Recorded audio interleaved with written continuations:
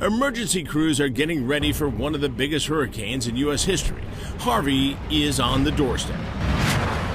But at the Baytown landfill, workers make a gruesome discovery that puts all their preparations on hold. Newspaper reporter Matt Hollis covered the shocking story. A worker was using a tractor to push garbage and discovered this torso. He immediately informs his supervisor, and they call the police. Cops are baffled. The torso belongs to an adult male, but they can't nail the identity of the man who was murdered and chopped up. All around Houston, residents have fled the area, some to other states, seeking shelter from the storm.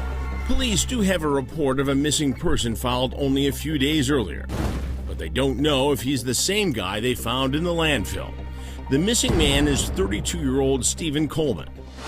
He is also an aspiring rap artist with a big presence on YouTube as Slim Da Don. He lives with 30-year-old Cierra Sutton, along with her 10-year-old daughter from another man. She works at a veterinary clinic and has no criminal record. But investigators tell our Narissa Knight Cierra is at the police station only days before Harvey hits. She actually came in and made a missing persons report of her boyfriend, Stephen Coleman, about 6:30 in the evening.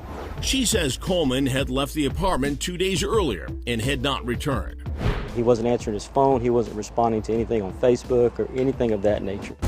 Hurricane Harvey slams into Texas, causing more than 70 deaths and more than $100 billion in damage.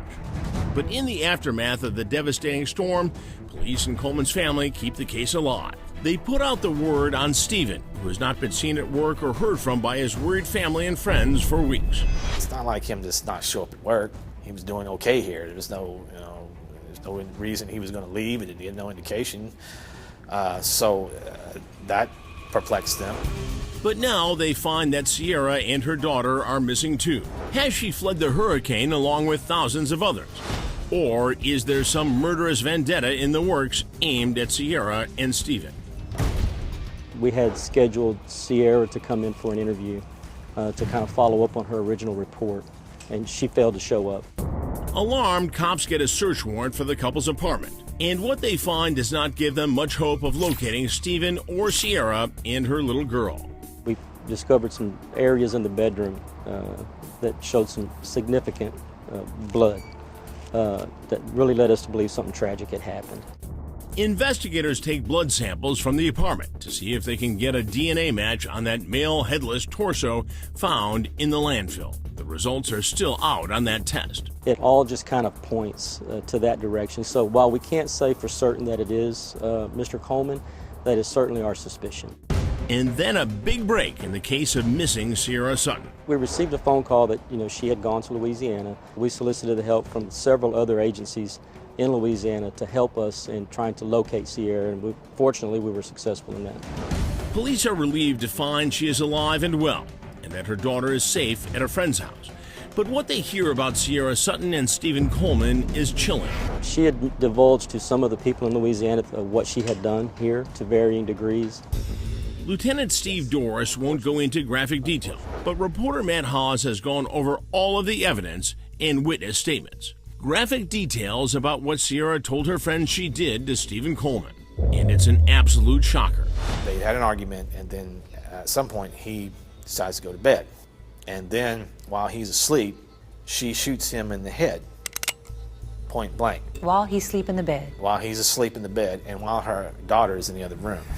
And according to the witnesses who say they heard Cierra's story, it's only the beginning of the horror. In an attempt to conceal the body, she discovers that he's too heavy and she can't move him. So she comes up with this idea to get a machete and cut his body into pieces. This happens with a child in another room. And chop off his arms, chop off his legs, chop off his head. And then to wrap these pieces up, put him in your car. She's driving around town with pieces of his body and putting it in different dumpsters. Hollis says Baytown police also have an incriminating videotape they will not release of Cierra at a Walmart shortly after reporting Coleman missing. She was caught on surveillance video at a store, apparently using his credit card. It also appears she was buying material to help conceal the body. She was purchasing duct tape and a foam mattress. Police aren't giving any theories about a motive, but they say Stephen may have had a premonition about his fate. Mr. Coleman had actually confided in somebody that if he came up missing or if something ever happened to him, to make sure that the police look at Miss Sutton, which was kind of an ominous thing. And while cops are still waiting to see if there's a DNA match between the blood samples at the apartment and the torso at the landfill, they aren't wasting any time. They figure they have enough evidence to go to Louisiana, put handcuffs on Cierra Sutton, and charge her with murder. Once we figured out where she was at, she was actually coming out of her apartment to get in a vehicle and leave when she was arrested. She's extradited back to Texas, where she awaits arraignment. And police can only wait to see if she tells the judge the same horrifying story that her friends say she told them in Louisiana. It's a lot for one person to do, but we're looking at those angles to see if we can, connect anybody else to this crime, but to this point we have not. Her alone. Her alone. It's unusual for a woman to have that kind of, to go so far as to chop a man's body up with your child in the other room is pretty depraved.